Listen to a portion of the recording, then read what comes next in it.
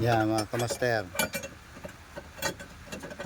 malapit namin mabuo yung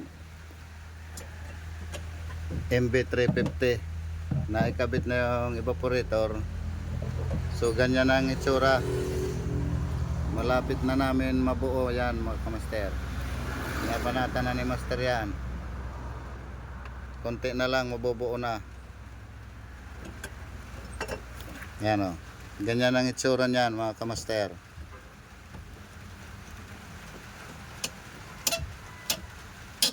Yan, tinitira na yan ni master. Konti na lang mga kamaster, matatapos na namin to.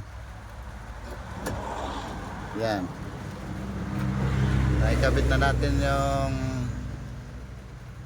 evaporator.